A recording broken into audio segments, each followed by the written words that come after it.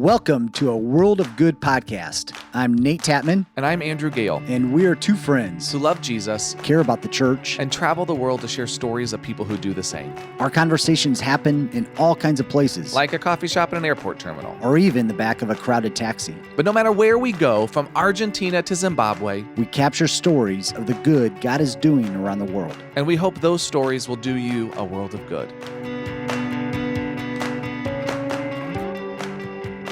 Welcome to a World of Good podcast. My name is Nate Tatman, and I am here with my co-host, Andrew Gale. Andrew, we're back together again. It's been a few episodes. Yes, yeah, we're not back together again geographically speaking. You mean back together again? Correct. Yeah, in audio terms. Yes. In audiological terms. In audio terms. Yes. We are doing this intro together at the same time. Yes, we are. I tell you what, I am really excited about today's episode. But before we go there, why don't you let our listeners know on where and how they can contact us or follow us? Yeah, we always want to let you know about ways that you can connect in and learn more or ask questions. There's lots of ways to connect. So you can sign up to get new episodes in your email inbox. You can do that at our website, which is www.chogglobal.org, and then just do / A World of Good, all one word. That'll take you to our webpage where you can find out information about the show, about Nate and I, connect with us on our socials from there. We also post information about the podcast on our Global Strategy Facebook page, so make sure you like us there. We have an Instagram and a Twitter account for A World of Good. At Instagram, you just search for A World of Good Podcast. With Twitter, the handle is just A World of Good Pod. We'd love to connect with you on those socials as well. So thanks for those that do reach out to us. We love to have conversations about global engagement and what it looks like for us as Christians to share the hope of Christ around the world. And if you listen to us on Spotify or Apple Podcast, whatever platform it's on, make sure you subscribe, write a review. We're grateful for the reach that this podcast is making and the ways that we're able to be in conversations with people who are passionate about the work God's doing around the world in all kinds of different places. But we would love to continue to reach more and more people, and subscribing and writing reviews is one of the ways that can happen. So Nate, tell us about kind of where we are, what brings us to this conversation today. It's the final episode of our third series that we've done for season 3. Yeah. It's a very threes, lots of threes in this. This is very Trinitarian. The third episode of our third series. And we are winding things down for this season. And I believe this is has been one, at least for me, this has been one of the most convicting, challenging, inspiring series that we've had. Absolutely. You know, the first episode, so if you're just now listening, we really encourage you to go back 2 episodes to Barbara Jones, where Andrew and I had the opportunity to interview her and talk with her. She is the director for Walking Anew, and just gave us kind of a 30,000-foot view of what missions in the Black church looks like, and gave us some stats and stories and things to think about. It was convicting for me, and I think I've shared that on multiple occasions. So, and we're going to have a chance to kind of talk through some of those convictions today. On our last episode, we spoke with Stephen and Peggy Beverly. They are missionaries in Sri Lanka, and if you listen to that, you will also have learned that they are, correct me if I'm wrong, Andrew, are they the first and only Black Protestant missionaries serving in Sri Lanka? Is that correct? They're the only. I don't know if they're the first, but they're the only, currently the only, Black missionaries serving in Sri Lanka of any denomination. Of any denomination. So they gave us just a great perspective on their personal experiences and growing up in the Black church in the U.S., going onto the field and being on the field. And so again, if you haven't listened to that, please go back and listen to that. As we mentioned, today is our third installment of this mini-series. Andrew, you want to introduce our guest for today? I am so excited to have this opportunity to have this conversation with Keith Spencer. Keith and I met over 20 years ago, which is crazy to think about. Ooh, I know. That makes me feel old. Because I graduated in 2002, and it was probably my sophomore, junior year, somewhere right in there that we met over the summer. So that puts us at least 2000. So yeah, over 20 years. We're old. We're getting very old, Keith. And the way that we met Keith was man, if you guys are old, where does that put me? Well, I'll let you self-identify how old you are. We'll let that be your own experience. I got to know Keith. His dad was a pastor in Wichita. Our youth group was going on a missions trip, and my youth pastor reached out, and Keith joined us on a missions trip. We spent lots of time then after that, engaged in youth group activities, camps, all kinds of stuff. But that missions trip, you get to know people really well on short-term missions experiences, but especially when the way that our youth group did it, we drove in vans from Wichita, Kansas to Monterrey, Mexico. So this was like a 2-day drive. And when you're cooped up in a van with people for that amount of time, you get to know people on levels that you may not want them to share all the things that you learn about on those levels. So anyways, Keith and I had lots of fun with those experiences, getting to know one another. And Keith's worked as a pastor, as a church planter.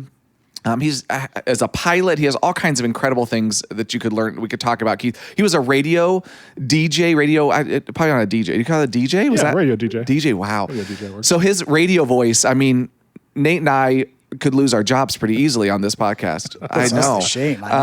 I know. And now I'm so grateful. Keith is working with us here at Global Strategy. He's one of our missionary specialists.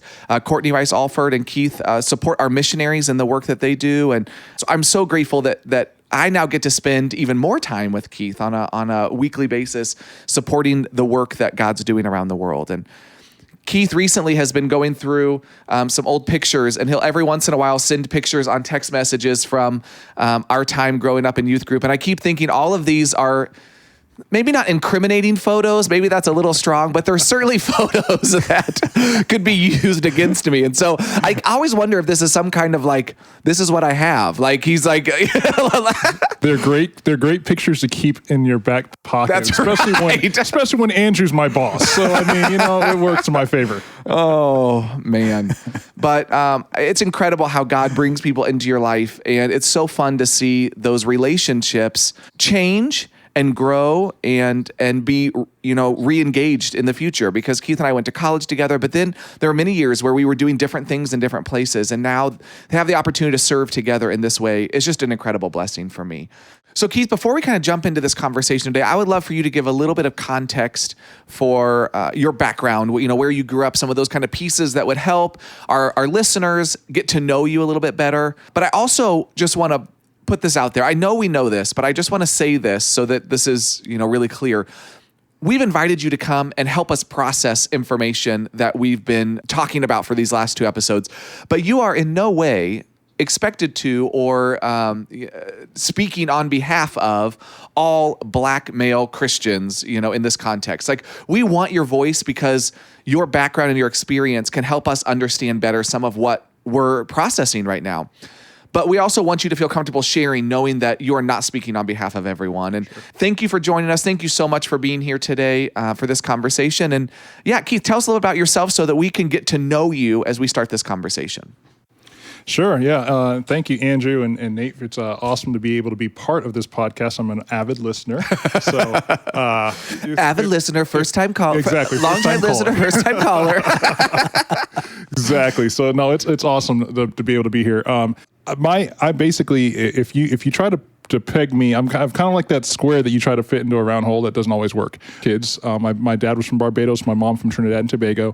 When I say the youngest of 4 kids, there is a 16 to 20 year gap between myself and my 3 eldest siblings. And so I kind of grew up like an only child, but at the same time, I called it the best of both worlds. And so I grew up in Springfield, Massachusetts. So first generation American. I grew up in a very racially diverse neighborhood. I mean, when I say racially diverse, I'm talking the neighbor across the street from me, and to my right were Black. The neighbor kind of catty corner was white. I have a Hispanic neighbor. I had that was the context in which I grew up. And so I grew up very passionate about diversity and experiencing diverse cultures and diverse relationships. When we talk about even my church that I grew up in a very heavily Jamaican church. Is how I grew up. And so basically my first 10 years or so of living, my dad was a pastor at a Church of God congregation in Hartford, Connecticut that was primarily Jamaican. And then in 1995, we moved to Wichita, Kansas, where my dad Wichita, Kansas, where my dad pastored a African-American church. And so I grew up in that context there. And then, by I would say 3 or 4 years in, I got really, really kind of sick of being the pastor's kid at that small location of church. And I actually, come to think about it, I actually dealt with a lot of cultural barriers in that transition. I never thought about it this way, but in that transition from a Jamaican church to an African-American church, I dealt with a lot of cultural differences that I wasn't even aware of that caused me some challenges. And so, and I used to always just say it was because I was a pastor's kid, but as I process it now, I think a lot of it was cultural differences within the African-American or within the Black context, I should say. And so it didn't quite fit in at that church. And so, my dad was very passionate about racial reconciliation within the church and trying to go towards that. I no longer use the term racial reconciliation now because I don't know that you can reconcile something that's never been reconciled. But he was very passionate about trying to bring together churches throughout Wichita, especially of a diverse nature. And so we arrived at this mostly all African-American church, and one of my dad's big controversial moves was to hire a white associate pastor just to try to go ahead and bridge that gap. And so he hired somebody from Western Kansas. Wow. that rolled a lot of heads, but it was a great move. And so with that background, I then began to just do what I'd always done my entire life, which is embrace friendships with people from a different culture. And so did that all through middle school, throughout high school, and that led to me deciding to go on different trips. So I went to a couple international youth conventions with the Church of God, one in 1998 with Central Community Church in Wichita, Kansas, and we just went with one of my friends from high school had invited me to go with her church to the convention. So I did that. And then the following summer, I got this phone call from Andrew and I's youth pastor, who basically said, "Hey, I was hanging out with you and back when you were in 8th grade, and we were at this big kind of church gathering, and I didn't even remember who he was, but he basically called up and said, "Hey, I am the youth pastor of a very, very white congregation, very, very white youth group, and would love for you to join us on a mission trip to Mexico." And I was crazy enough looking back on it then to say, "Yeah, sure, I'll do that." And so I showed up. Most people thought that I was the another adult counselor.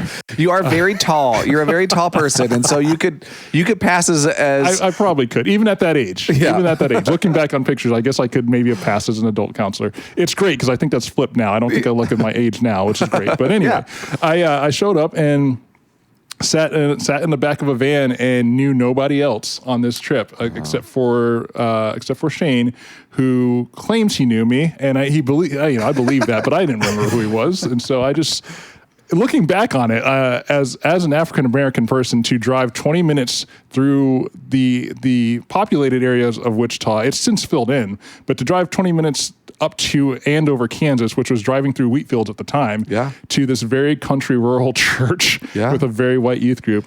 To go spend a week with them in a foreign country. I mean, the kinds of risk and that's a huge step to take. It was a huge step. My parents were probably terrified, but I did it, and like Andrew had mentioned in the intro, we spent a lot of time together in a Ford Expedition, driving all the way down to Monterrey, Mexico, and you get to know people quite a bit during that trip. And so basically that was my foundation, and I wanted to highlight that because that's how I enter this conversation, is having that background. Since then, at that point in time, I ended up going to Anderson University for college, spent a lot of time there. I did numerous Tri-S trips that took me to different parts of the world on mission trips. I had also traveled back and forth to the Caribbean pretty regularly. I have family that's all over the world, family all throughout the UK, all throughout Caribbean, throughout Canada. And so my worldview was shaped pretty early on by a lot of those experiences. But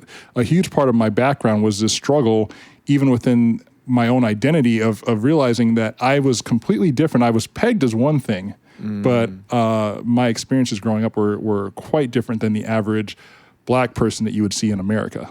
And I was getting that from both white contexts and Black contexts. And so that kind of led me to have to form this strong sense of being comfortable in my own skin, which I've developed, which is great. But it's also why it's something that I'm proud of now. But back then was a struggle as a teenager, trying to figure out, okay, exactly who am I when everyone else is trying to define me as one thing, and I know that I don't identify as that one thing. So just because you brought it up, and I don't know if I would have even thought to ask otherwise, but you talked about these differences between the Caribbean Black church and the African American Black church.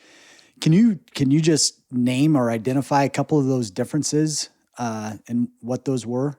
Yeah, I think attitude, I think mindset, very, very much laid back. Here's a great example. There's a certain type of style of preaching that is very prevalent in the Black church here in America, kind of like the hooping mentality when you preach, and it's a certain way, and you'll see it you think of T.D. Jakes, for example. That's kind of become the popular style of preaching that is often taught in the Black church. My dad was not a hooper and holler. That was not the context. That was not something from the Caribbean. And I think that was something that even our church back in Wichita had to struggle to adapt to, is that wasn't the way my dad was very much, I think I get my comfortability in my own skin from him, because my dad was very much, this is who I am, deal with it. And so, I mean, I think that's part of it. The context of people like to stereotype, well, this is how you're supposed to talk if you're a Black person. And I didn't, quote unquote, talk Black. And I got that from both Black friends of mine and white friends of mine, which I always considered to be kind of an offensive statement, but what does it mean to talk Black? Well, what does it mean to talk white? So just different things like that. And I think as we talk about Blacks and missions, I think it's just very important we have to highlight these realities of the Black experience in America, because these type of things are unknown that all shape how Black individuals are going to approach entering this conversation about missions, because there's often this struggle even within Black culture. If you go back historically, I'd invite anyone listening here, if you're interested in it, Google like the brown paper bag syndrome. That's something that was going on early on in American history, where if you were darker than the shade of a brown paper bag, you faced discrimination even in the Black community.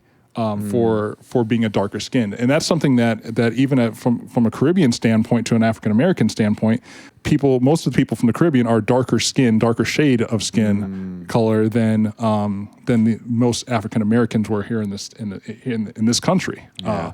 And there's historical reasons for that, obviously, but even those stereotypes in between, those shape a lot of things, and those shape experiences of African Americans, even as they are trying to get to the field, and even as they're trying to fundraise. There's those small. Not only do we sometimes face that discrimination with the broader white American culture, we face that battle within the Black culture. So you have that going on top of this larger thing going on, and it can become very overwhelming at times.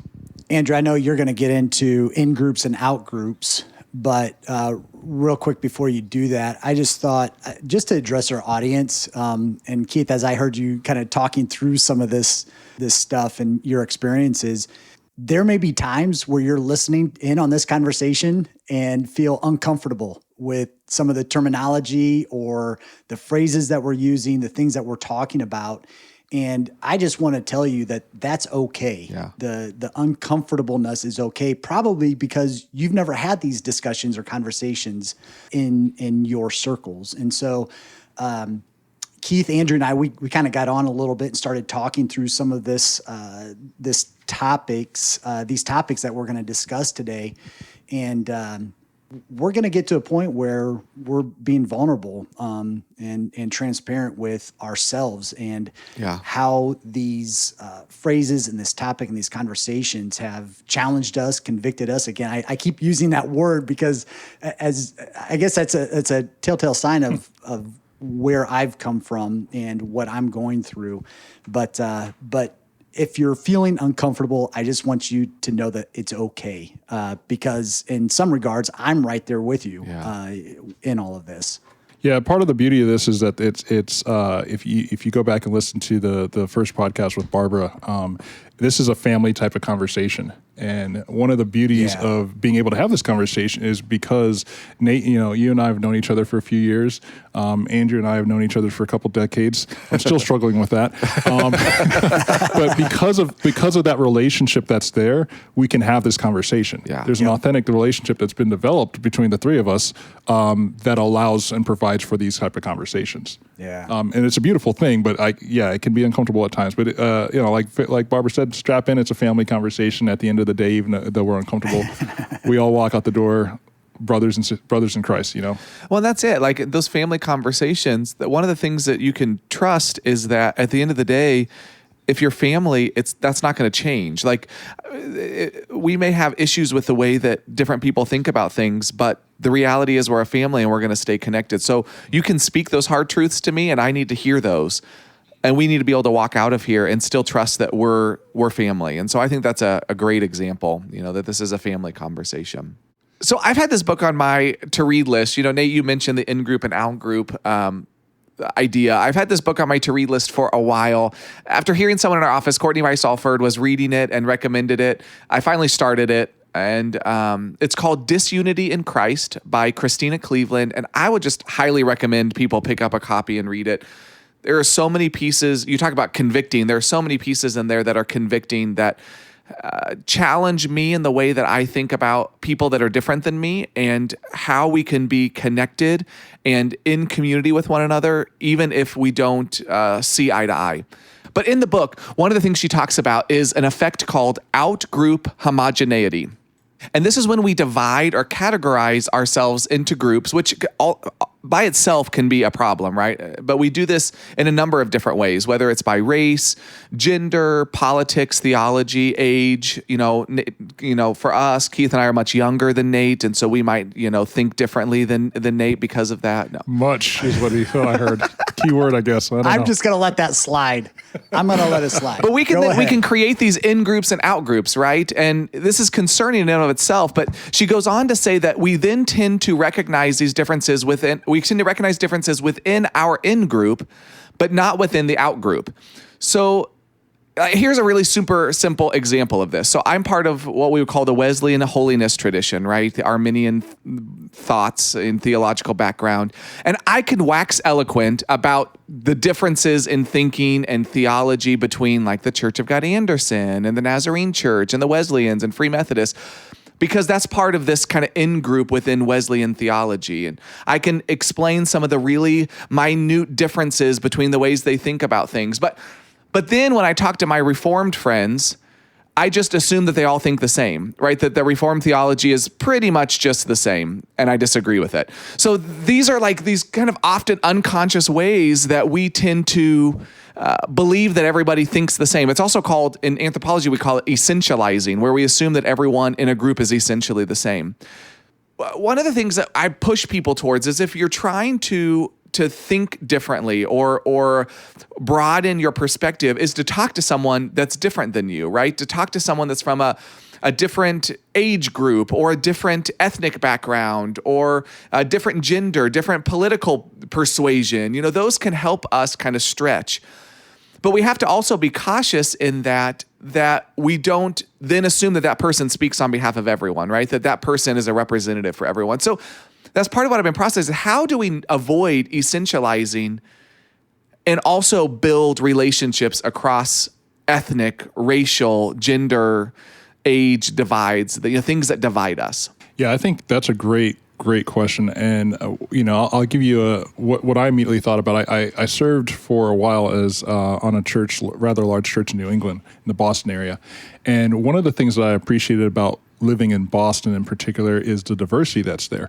I would hop on the T, which is basically the local transportation system there. You get on the T, there's a bunch of people, and I would see the average, your average white person, whatever you picture when I say that. And the one thing that I could not do is make an assumption about where they were or how they would sound or what they would talk like or what their accent would be, like I could if I were in Anderson, Indiana, or Wichita, Kansas, there would be a greater probability of me being correct on my assumption of somebody Gotcha. there than there would be in Boston. I would make that assumption in Boston when I first got to living there, and then they would open their mouth, and the next thing you know, I hear Russian, or I hear French, or I hear Yep. Italian coming out of their mouths, and there's a beauty in that diversity, but. So I thought about that as I thought about this question, and I think one of the things that we have to do is one, recognize, and Barbara talked about this, recognize that we all have our own culture, and not be afraid to embrace that and celebrate that. One of the things that I learned from serving as a youth pastor in a mostly white church in south of Boston is that everyone in that area, for the most part, had an awareness of their culture, much more so than I saw in the rural parts of the United States that I've been a part of. The people were proud to be German. They were proud to be Irish. They were proud to be Italian, and they celebrated that. And when there was, so there wasn't white pride. There was Scottish pride and Italian pride, and everybody joined in that celebration. When it was time to celebrate that particular group's week, everyone, well, I'm not going to say everyone, but a vast majority of people were happy to join in that celebration of that week or whatever, whatever celebration there was. If there was a funeral, there was bagpipes sometimes, and there was, kilts, and it was a great thing to experience. And so I think if we recognize that we all have a culture, as Barbara was saying in one of the earlier podcasts, and we consciously stop ourselves from thinking, and this is a hard thing because this is part of when we talk about systems. I know that's for some people that's an automatic turnoff because they want to politicize it. But when we talk about systemic type of issues, part of what that means is we've been ingrained to think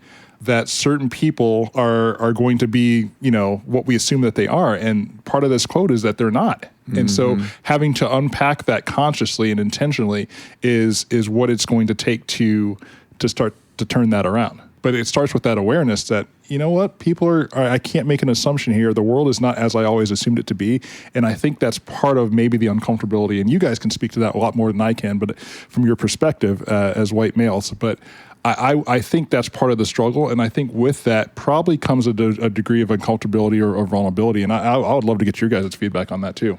Well, I've been processing that with, since Barbara's interview, I've done some more research into my cultural background, my lineage, and because so much of my heritage, I think of myself as just being someone from Kansas, because that's the most important part of who I am, is that I'm from Kansas. But I think that there's also like trying to understand more of my heritage, and so that's something that I've been wrestling with and trying to understand, and I don't have a lot of answers, but I'm trying to dig into that so that I can have some pride in that cultural heritage and where I come from. I think the other thing too, Keith, hearing you and talking about what you were just saying there, awareness is the key to beginning to see the differences. And then I think proximity is the other key in terms of we have to be in close proximity of those different from us and able to learn and distinguish those differences. And so, that's probably been one of the biggest challenges for me in my childhood and growing up. And I think I shared it in one of those episodes, either with Barbara or with Stephen and Peggy, is that, I grew up in Northeast Indiana, and in our county, in our city, it was primarily 98% Caucasian white. There was literally no diversity in terms of race. There was socioeconomic diversity and things like that. And so I had to really go out of my way in terms of to know somebody else of a different color.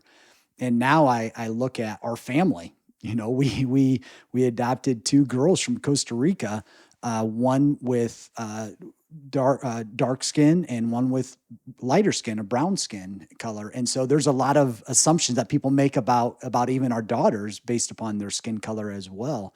But I've learned, I've grown, I've become aware, and it's still a process to not make those assumptions when I see, like whether it's people living here in Spain now, making various assumptions because you have a lot of Spaniards here, but we also have a lot of immigrants from Latin America, Central America, South America, that sort of thing. And so I still cannot make those assumptions with people that we see here in Spain. And that takes a lot of intentionality on everybody's part to come to the table and to be in close proximity of those who are different from us, and to get to the point that the three of us are at this point, but to get to that point where we can have these types of conversations, because it takes trust, it takes that relationship to be able to talk about these types of things. And one of the things that I think is a barrier to that is just there's natural fear. There's a fear of the unknown, and there's a fear of, well, I don't know. We can either buy into the stereotypes of someone other that, whoever the other is for us, that someone looks different than us. We can buy into the stereotypes that we see on TV. I remember talking with some people when I went to, this might have been either Norway or Denmark, a random conversation I had with somebody, and part of their assumption was that all Americans were like Jerry Springer show that they would see over there, which was hilarious. But no, that's not how we all. That's not how we all act. And so, but there was this you have natural not fear. spent much time with my family. Who knows? I mean, but there's that natural fear based off of stereotypes that we saw on TV, That's and right. and so for a lot of people, my assumption, I'm a 6 foot, almost 6'4", pretty large black individual, and so a lot of people would automatically assume, until they get to know me or until I flash my trademark smile, that I'm going to be like some rapper that they see on TV that's going to harm them. I mean, literally, I have seen death stares at white churches.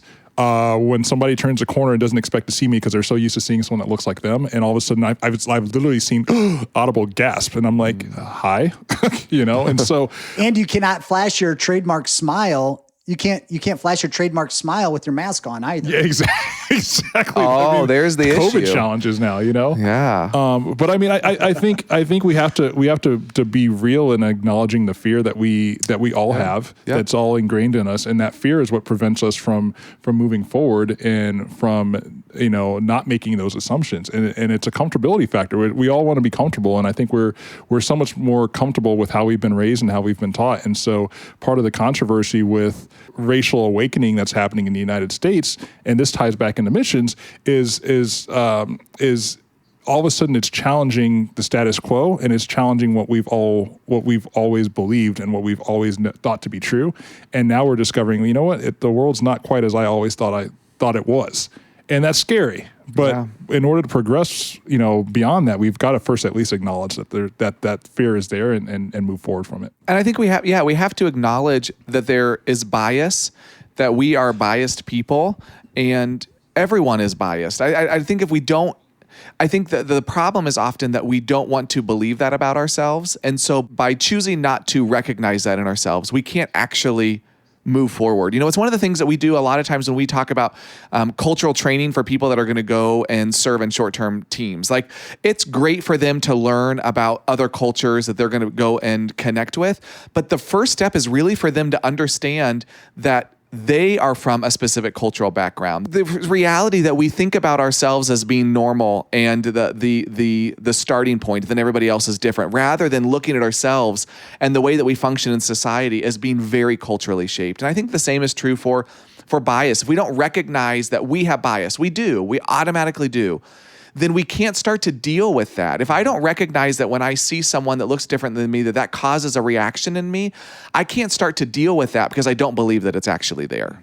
And that's the challenge, is I think for a lot of black people, particularly here in the in the United States, we've been kind of screaming like, hey, there's a problem. Hey, there's things that it needs to be aware of. And the response that we're used to getting is, oh, no, you're just either playing the victim card, or, oh, no, that's not really there. Or, no, I don't see that. And, Nate, we kind of talked a little bit about that earlier, is I don't see that. So how are you telling me that there's something that's there that I don't see?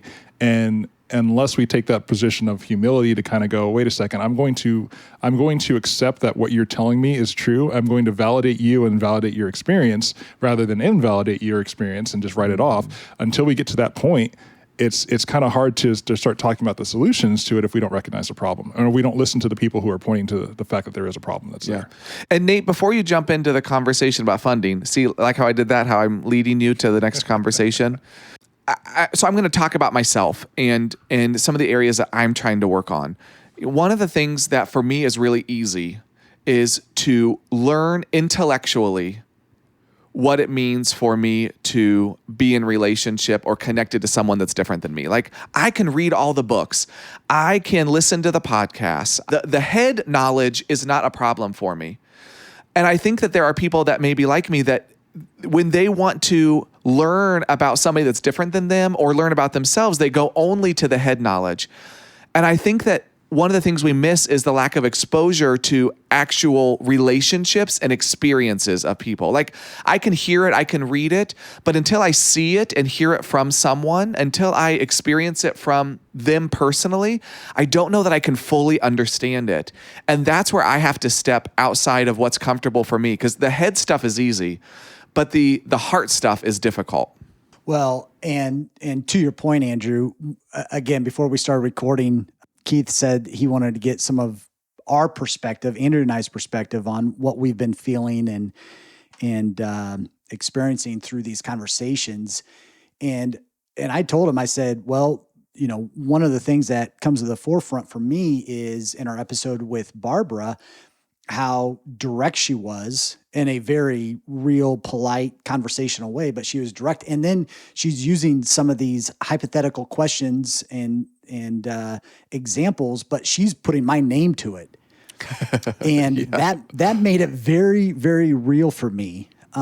Because she's talking about the assumptions that are made or the weight that I carry by walking into a room and where I'm the minority, and whether it's, you know, a room filled with black people, brown people, or Asian or whatever, but I'm the minority. But there's a lot of assumptions that walk into the room with me, and if I'm not aware of that, that can be dangerous. Immediately, my defenses went up because I think, well, that's not me. That's for maybe some other white people, but I don't do that. And so right away, I'm already making excuses that are just my own reality. It's not reality of the situation of that example, and probably what has happened in times where those have been the scenarios played out. And so I immediately go to other things that we've talked about with Barbara and with Stephen and Peggy as well, in terms of, you know, Keith, you brought up social systems that are in place. Well, there are systems in our churches that are in place as well that are barriers for people of color to go into missions as well. One of those being funding. Yeah. You know, there are statistics and there's research that shows that Blacks and Latinos do not have the same chance of raising funds that white missionaries do. And so then that immediately, for me, I personalize that and think, man, you know, a little less than a year ago, we were just getting to 100% funding. And I know how hard and difficult that was. My first question through these episodes that I'm asking myself, is that because I'm white? Did my race make a difference in terms of getting to 100% funding? And I don't know, you know, Keith, you said, I think your response was, well, it didn't hurt. It definitely, didn't hurt. And part of it is feeling guilty, but I want to also, I mean, it's important. I think the guilt is important, but I want to move beyond the guilt, because that's not constructive to stay, you know, in those feelings of guilt and that sort of thing too. But it's like, I never thought about that. I never thought that my race played a role in getting my foot in the door, the ability to speak in churches, to be able to speak with pastors. And it never occurred to me. And I've put those assumptions that my Black missionaries and Latino missionaries that, hey, I got to 100%. All you have to do, you just work hard and you work the system. And I'm using air quotes around system, but you work the system and you can just get it done. Well, that's not the reality. The our Black missionary friends do not have the same access that I had. And so those are some of the things that I am processing, thinking through with the role that I'm in now, and working with global strategy and as regional coordinators over Europe and the Middle East. What can I do to change that system or to create new systems for missionaries from Black churches, Latino churches, Asian American churches, to get to the field? Yeah, sadly, essentially what the term is, it's white privilege. And that has become a very defensive thing. Like there's people who probably are listening to that now, and your defenses just went up. But all that means, it doesn't mean that you didn't have it hard. It doesn't mean that you didn't have to work to get to where it was. All it means is that your skin color was not a barrier to you achieving the success that you had. Whereas for a lot of our Black missionaries that are trying to enter the field, that's another hurdle that they have to overcome. If they're visiting churches, and I can speak to a little bit of this. I wasn't on the mission field as a missionary, but I served as a church planter for a few years, and where I had to raise 100% of my salary. Wow. And I struggled with that in a lot of contexts, and I'll tell you why. One, there's the initial barrier as large Black man that I am going into churches to try to fundraise. One, if I'm going into a mostly white church, which is what I tried to do. Now, I must say my Andrew and I's home church was phenomenal in their assistance in trying to help me with that.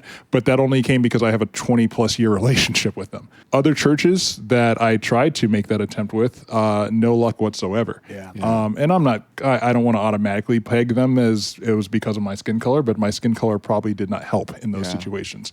Another thing that you wouldn't think of is the concept of raising 100% of your salary is a very foreign concept in a lot of Black churches. I remember talking to certain people, certain Black friends of mine, close friends of mine, and saying, "Hey, would you be interested in partnering with what God is doing in my life as I try to enter ministry, and I need your help with financial support and fundraising." And I got blank stares from people like, wait a second, you got to do what? You're having to raise your salary? Like they're not just going to pay you? I mean, it was a foreign concept. I couldn't just say, well, and I actually did this a couple times. Well, yeah, it's like missionaries. Well, wait, missionaries has to raise their support? I mean, there's just, and so we talk about lack of education a little bit. Stephen and Peggy Beverly brought this up brilliantly, but that's part of it, is having to educate churches on what that means to actually have to raise support to go to the field. What does that look like? What does that mean? There's socioeconomic factors. A lot of people that I went to would say, "Hey, we would love to support you. We're trying to put food on our table for our kids. We don't have thousands of dollars in the bank. We're living paycheck to paycheck." And you can go throughout history and put systems in place that and look at the systems that are in place that keep African Americans disproportionately lower on the financial scale. That impacts things. I think another factor is if I'm looking at churches to go to, there is the natural fear, even on my side as a Black man, of going into an all white church and asking for funds, because I have to address the stereotype that you're just looking for a handout. Oh, well, you're just again, you're not working hard enough. People would never directly say that, but we all know, and maybe some of you listen would if you're humble enough, you would admit that, yeah, I kind of do think that naturally sometimes of, yeah, well, you're just not working hard enough, or yeah, you're just looking for a handout. But those are all the things that we have heard. When I say we, a lot of Black Americans have heard throughout the course of our lives. And so then there's this natural fear and hesitancy when you're trying to go out to raise support that you're going to automatically be labeled that way. Oh, well, there's Keith just looking for a handout. Keith's not working hard enough, and so he's got to raise support. Whereas in most white contexts, that's a normal thing. Yeah. You're going to the mission field. It's considered sacrificial. Wow, look at them sacrifice. Exactly. It's given a positive spin rather than a negative rather one. than the negative thing. And so that's a barrier that you have to overcome. And that's not to say that you can't overcome it. Stephen and Peggy Beverly are a great example. They're on the field, and they've gotten past that, but that's a natural hesitancy or restriction that me as a Black person would have before I try to go raise support. And so you do that, or you go to Black churches, and again, because of and Barbara talked about this, about kind of, well, missions in the Black church, there's language differences and communication differences. You talk about the missions, well, we're trying, it's either it's either we have a connection. I started a large church in New England, and they were involved in missions, but it's missions to Haiti, which is like, well, a huge part of that church is Haitian, and so yeah, we're going to go back and help our family. Yeah. And so it's still an inward focus of, we're not necessarily going to those people over there. We're going to our people over there, and we have issues within our own community that we need to fix. And so as we're trying to work on our local issues, okay, we'll support a little bit of missions to our extended family overseas, but it's still an inward focus and not so much a, hey, we're going to go to, I don't see that you see many black Christians saying they're going to be missionaries to like Norway.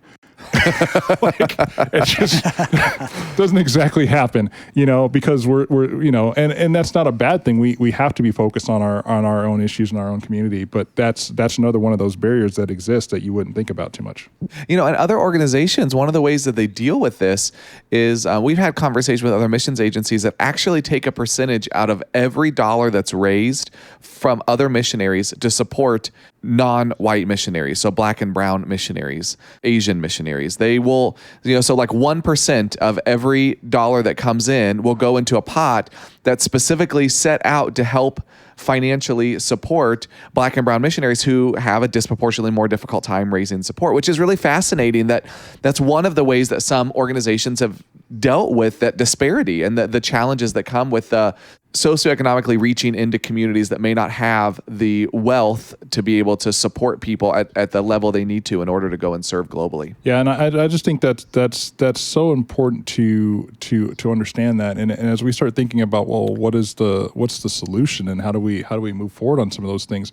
I think when we recognize that when we recognize, again, the assumptions that we all bring to the table.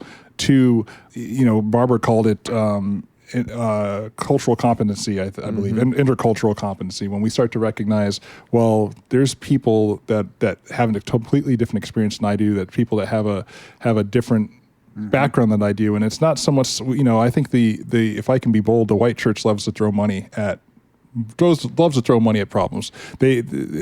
My experience has been it's not been so much, hey, I'm gonna actually be the hands and feet in Jesus and get into the deep relationship with you and help you weed through your own dirt. It's, hey, I'll throw money at a problem, and that doesn't help either. But going in and actually doing that hard work of building that relationship is part of the solutions. One of the things, and I know Stephen and Peggy talked about kind of a failure of imagination.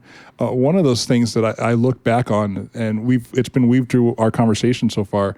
The reason that I'm here, sitting at this table as a missionary specialist working in global strategy, is because of the boldness of a white youth pastor who recognized my youth group is very white, and so I'm going to invite somebody who does not look like them to join us for a week, develop relationships, and these relationships have turned into lifelong relationships. Yeah.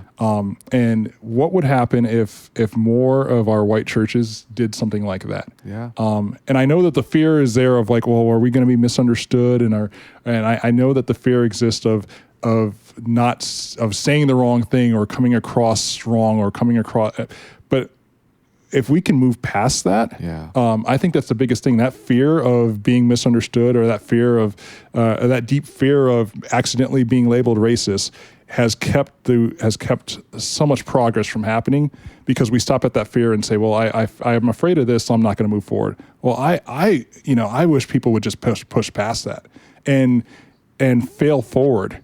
And so if you're going to mess up, but at least let people know your heart. Yeah. And when, for me, I saw Shane probably said a lot of crazy things back then, but I recognized his heart in it, and that's what kept me going. And that's led to what I'm here. So on a practical level, what would it look like if a lot of our white churches that go on short-term mission trips all the time took that approach? Invite somebody that doesn't look like you to join you for a week, pay for it, strong relationships, pay for them to go, and that would be huge. Or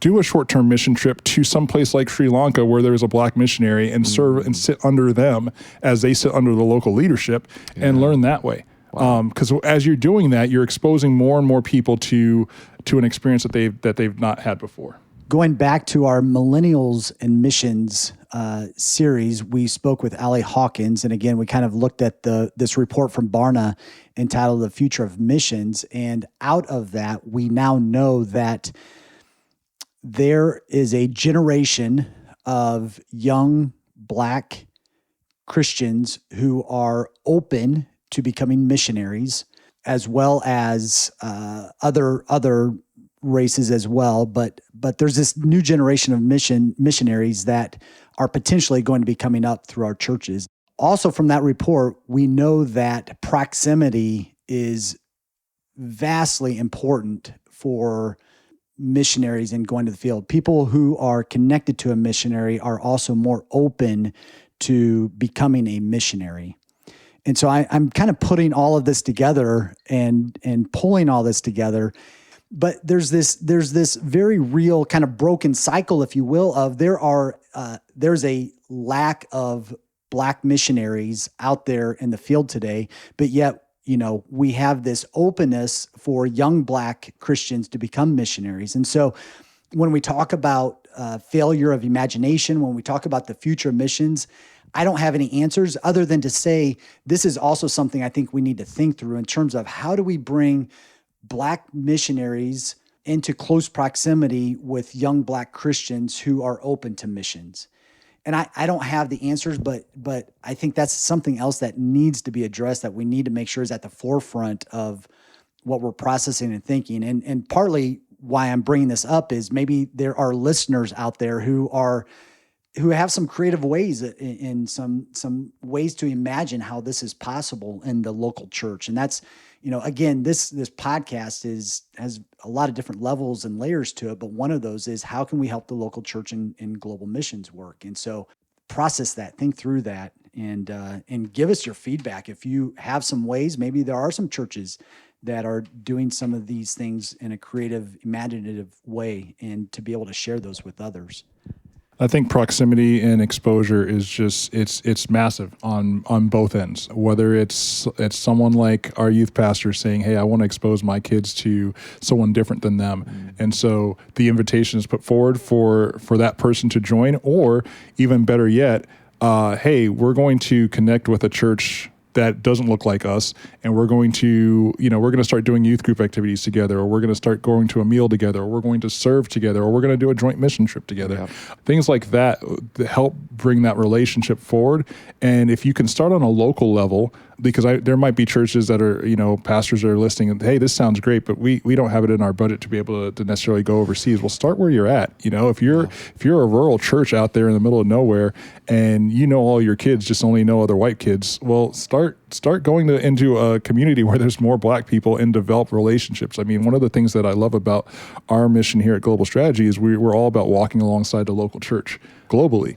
And it's about that relationship that gets developed and built, and not just a short-term type of thing where money's thrown, or we throw money at it, but it's a longer-term sustainable relationship that's built. And so the more that happens, the more that exposure happens, the more that proximity, the more you close the gap on the distance and proximity draws near, the better it's going to be, that because people's minds are going to be open, their hearts are going to be open to something different, and that relation. And out of that, the Holy Spirit can do so many things. That's when God can start speaking a call of missions into somebody's life. Amen. Peggy talked about that in prior episodes, about how it just took her being exposed to the field for God to open up her heart and start speaking to her and saying, "Hey, you know what? There's a call on your life here to go elsewhere and to serve elsewhere." But that just starts with just this simple intentionality that is also met with action to close that gap and bring about exposure. This whole idea that, and Andrew, I tweeted this. Actually, I tweeted your quote, and I don't know if you want to just kind of end with this, but the whole theology of suffering, and the reason why I tweeted out this quote, because it just, as I was going through our notes or listening to our conversation with, I think, Stephen and Peggy, it was just, Jesus was not part of the majority culture. He was part of the minority oppressed culture. And the suffering that Jesus experienced was a minority in an oppressed culture. And so I know you tweeted that, and I almost couldn't remember ever saying it. And so I got nervous. Like, did I actually say that? So I actually went back and listened to it. It was from Barbara's podcast. And yeah, I did. Okay, Barbara's. I made that statement. You did. You did. And it put things into perspective, in terms of our faith and who we are following as Christians. Yeah. And when we say that we are followers of Jesus Christ, we are following somebody who also did not look like me. Yeah. I mean, and he did not live in the same culture or context that I live in. And so I think, again, that's putting our faith into perspective, putting ourselves into the right context, the proper context, understanding who we are and what that looks like and what that means. I think that's so different or so important, acknowledging that difference. I think that you're exactly right. I think that we have to think about Jesus within his context, and that Jesus was living in a world where he was not the majority culture, and also had discrimination against him and against his community and the people that he would have been connected to, and dealt with discrimination both from, the Roman Empire as well as from within his own in-group, those that should know him and should understand him, And so when we think about that, I think we have to read Jesus truly in Jesus's own context. And yeah, Keith, it's been such a great conversation. Thank you so much for being here, for being a part of this, and for sharing honestly about where you are. I know that, for me, when we started recording Stephen and Peggy's episode, we actually recorded theirs before we recorded Barbara's. I felt like I just kept wanting so badly to ask questions that would move the conversation forward, but being so concerned with how they would be received.